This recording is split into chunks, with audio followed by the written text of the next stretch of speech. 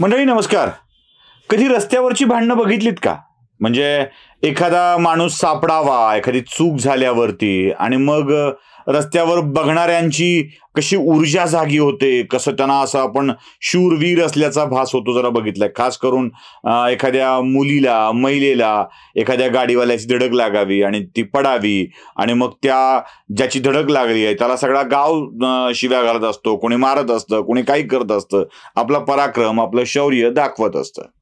बस एखादी घटना घडायला पाहिजे. अशा अनेक नामर्दांचं शौर्य अचानक जागं होऊ लागतं.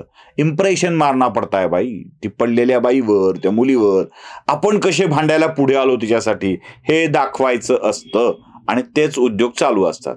किंवा कधी एखादी गावातली सभा बघितली आहे, म्हणजे नेत्याची मोठी सभा, स्टेज कोणीतरी केलेलं असतं, सगळी व्यवस्था कोणीतरी केलेली असते आणि नेता यायच्या वेळेला एखादा गावगांना पुढारी उभा राहतो आणि भाषण करतो आणि लोकांच्या समोर कशा आवेशात बोलत असतो, असं वाटतं की जणू काही सगळ्या सभेची व्यवस्था यानंच केली आहे.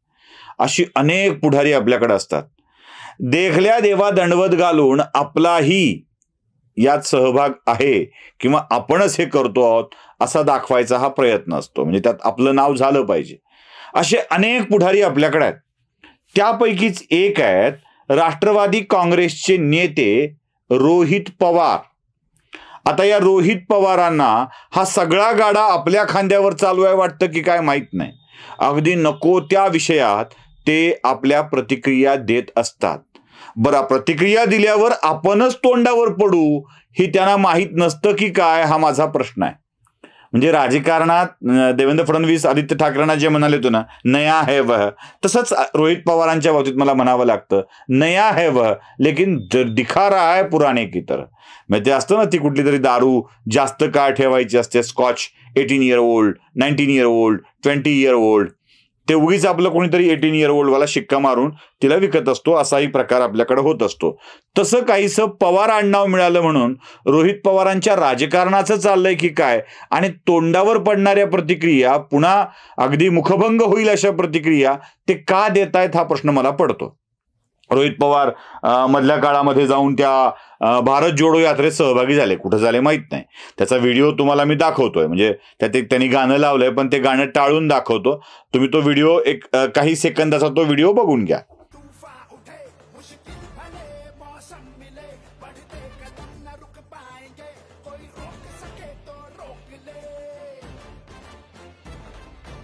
दिसला मी यात रोहित पवार तुम्हाला राहुल गांधींच्या सोबत चालताना दिसत आहेत. आणखी एक गोष्ट घडली, त्यांनी बऱ्याच काही गोष्टी गिफ्ट केल्यात राहुल गांधींना. म्हणजे आंबेडकरांवरची पुस्तकं, बुद्धांची पुस्तकं, शरद पवारांचं पुस्तक, हे सगळं पुस्तक दिलंय. आणि पण त्यांनी त्यांच्या मतदारसंघातल्या अहिल्यादेवी होळकरांच्या कार्याविषयीचं कोणतं पुस्तक राहुल गांधीला दिल्याचं मला म्हणजे त्यांनी सांगितलं नाही, मलाही त्यात काही दिसलं नाही की त्यांनी दिल्याचं, पण ते नाही दिलं त्याने. ठीक आहे, चला. पण त्यासोबत राहुल गांधीला त्यांनी एक टोपी घातली, त्याला गांधी टोपी म्हणतात. गांधींनी कधी टोपी घातली होती माहित नाही, पण त्या टोपीला गांधी टोपी म्हणतात. आता ती गांधी टोपी राहुल गांधींच्या डोक्यावर घातली आणि ती खरोखर राहुल गांधीला रोहित पवारांनी टोपी घातली असंच म्हणावं लागेल. ती टोपीच घातली म्हणायचं की कसं ते सांगतोय तुम्हाला. वापस आल्यावर रोहित पवारांनी एक विधान करून टाकलं आणि ते काय म्हणाले की खरा इतिहास जनतेसमोर यायला हवा. सावरकरांच्या बाबतीत ज्या काही गोष्टी समोर येत आहेत त्या यायला हव्यात, समजायला हव्यात, खरा इतिहास यायला हवा. राहुल गांधींनी सावरकरांच्या वरती तोंडसूक घेतलं आणि त्यात आपली री ओढत मम म्हणत रोहित पवार देखील उतरले. रोहित पवारांना वाटतंय की खरा इतिहास समोर यायला हवा. अरे काय खरा आणि काय खोटा? तुमच्या सगळ्या त्या बगलबच्च्यांनी मिळून काहीतरी आणलं समोर आणि तो खरा इतिहास समोर यायला हवा असं तुम्हाला वाटतं. तरी रोहित पवारांना मला काही खरा इतिहास समोर आणायचा आहे आणि तो मी आणणार आहे. रोहित पवार ज्या आजोबांच्या जीवावर राष्ट्रवादी काँग्रेस पक्ष आपला समजतात, त्या आजोबांचं मुख्यमंत्री असताना सावरकरांच्या विषयीचं मत रोहित पवारांना मला ऐकवायचं आहे. बरं, हा इतिहास मी सांगत नाहीये, हा इतिहास स्वतः शरदचंद्र गोविंदराव पवार सांगतायत, तेही सावरकर स्मारकाच्या कार्यक्रमात. जरा तो इतिहास रोहित दादा नीट ऐका आणि हाच लोकांच्या समोर आणण्याचा प्रयत्न करा. ऐका रोहित दादा, खरा इतिहास शरद पवारांच्या तोंडून. या देशातले आद्य स्वातंत्र्यवीर होते. त्यांनी या क्षेत्रामध्ये जी केलेली कामगिरी आहे तिथं एक इतिहासामध्ये वेगळं अशा प्रकारचं स्थान आहे. सावरकरांनी वयाच्या 18व्या वर्षी स्वातंत्र्य संग्रामामध्ये झोकून देण्याच्या संदर्भातली भूमिका, धाडसी भूमिका त्या काळामध्ये दाखवलेली होती. ऐकलात? आता यात काय तुम्हाला खरं खोटं वाटायचं काही शक्यता आहे की पवार खोटं बोलले, की शरद पवार म्हणजे तुमचे आजोबा खोटं बोलले? नाही, त्यांना खोटं बोलायची सवय आहे म्हणून मी विचारलं.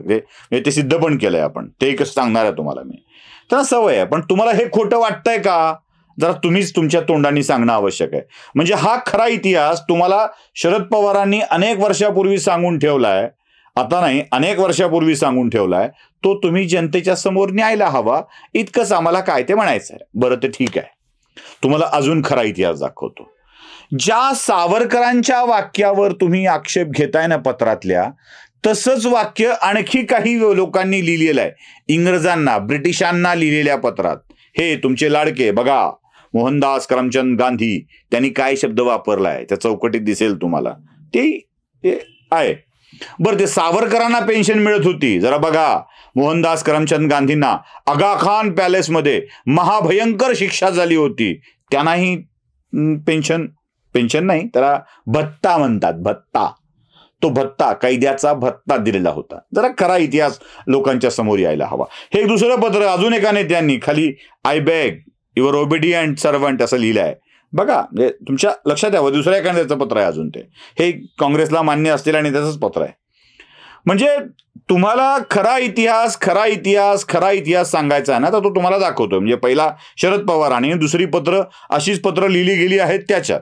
म्हणजे सावरकरांना पैसे मिळाले, महात्मा गांधींना पैसे मिळाले. महात्मा गांधींना पैसे मिळाले, त्यांनी I beg I servant most obedient म्हटलं म्हणून आम्ही त्यांना देशद्रोही ठरवायला तयार नाहीत, जसे तुम्ही सावरकरांना देशद्रोही ठरवायला निघालेले आहात. आणि खरा इतिहास हवाय म्हणून मी तुमच्यासमोर मांडतोय. बरं, ते खऱ्या इतिहासाची भानगड काय हो? काय भानगड आहे? ते महात्मा ज्योतिबा फुले जॉर्ज पंचमला भेटायला म्हणे त्याला गेले होते, गेटवे ऑफ इंडियाला. जॉर्ज पंचम भारतात आला तेव्हा. ब्रिटनचा राजा होऊन ब्रिटनचा सम्राट जॉर्ज पंचम जेव्हा भारतात आला तेव्हा त्याला भेटायला महात्मा ज्योतिबा फुले गेले होते, असा एक इतिहास तुमच्या आजोबांनी सांगितल्याचं मला आठवत आहे. तुम्हाला आठवत आहे? बघा जरा. त्या गेटवे ऑफ इंडियाच्या जवळ पंचम जॉर्जची बोट लागली.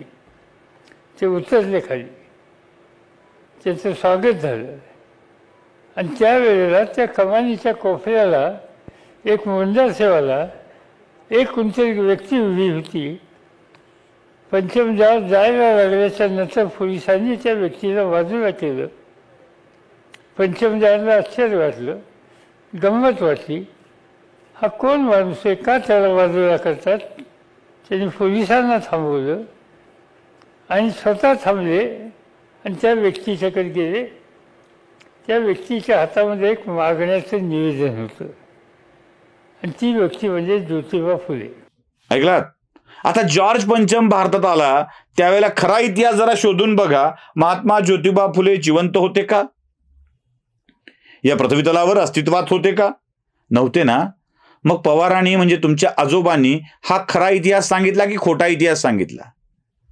काय आहे रोहित दादा, आपण सांगू तेच खरं आणि लोक सांगतील ते खोटं. म्हणजे तुम्ही पवार साहेबांना ज्योतिबा फुले या विषयात खरं ठरवायचा प्रयत्न करणार आणि सावरकर या विषयात खोटं ठरवायचा प्रयत्न करणार. काहीतरी एक आयडेंटिफाय करा ना, काहीतरी एक ठरवा. का शरद पवार वाटेल तशी भूमिका बदलत राहतात हे तरी कळवा. ते खोटं का बोलले? तिकडेही खोटं बोलले असतील तर इकडेही ते खोटंच बोललेत असंच त्याला म्हणावं लागेल ना. बरं, ते सोडा. तुमच्या इतिहासामध्ये तुम्हालाच किती महापुरुष करून टाकलाय त्यांनी. अहो, अहिल्याबाईंच्या पुढे नेऊन टाकलंय तुम्हाला. ऐका जरा. जामखेड तालुक्यातलं जिथून रोहित पवार महाराष्ट्राच्या विधानसभेमध्ये आमदार म्हणून जातात, त्या मतदारसंघामध्ये तोंडीला त्यांचा जन्म झाला. रोहित पवार महाराष्ट्राच्या विधानसभेमध्ये आमदार म्हणून जातात, त्या मतदारसंघामध्ये तोंडीला त्यांचा जन्म झाला. ऐकलत ना? आता हे कसं वाटतं? पवारांचं बोलणं हा खरा इतिहास आहे. तुम्ही मोठे का अहिल्यादेवी होळकर मोठ्या? अहो, अहिल्यादेवी होळकरांचं एक पुस्तक तुम्हाला राहुल गांधीला द्यावं वाटलं नाही, त्या मतदारसंघातून विजयी होता आणि पुन्हा सगळ्यासमोर सांगता की खरा इतिहास जनतेच्या समोर यायला पाहिजे. अहो, खरा इतिहास हाच आहे की विनायक दामोदर सावरकर नावाचे स्वातंत्र्यवीर होते, ज्यांनी या देशासाठी आपल्या सर्वस्वाचं बलिदान केलं, आपली संपत्ती जप्त होऊ दिली, झोकून दिलं. 11 वर्ष अंदमानच्या तुरुंगात खडतर कारावास भोगला. आगाखान पॅलेसमध्ये नाही की नगरच्या राजवाड्यात नाही, खडतर कारावास भोगला. आणि या स्वातंत्र्यवीरानं आयुष्याच्या शेवटपर्यंत भारत मातेच्या हिताची गोष्ट केली. हेच भारताचा खरा इतिहास आहे. आणि रोहित पवार, खरोखर तो तुम्ही समजून घ्या आणि मग जनतेच्या समोर आणा. एवढंच. नमस्कार.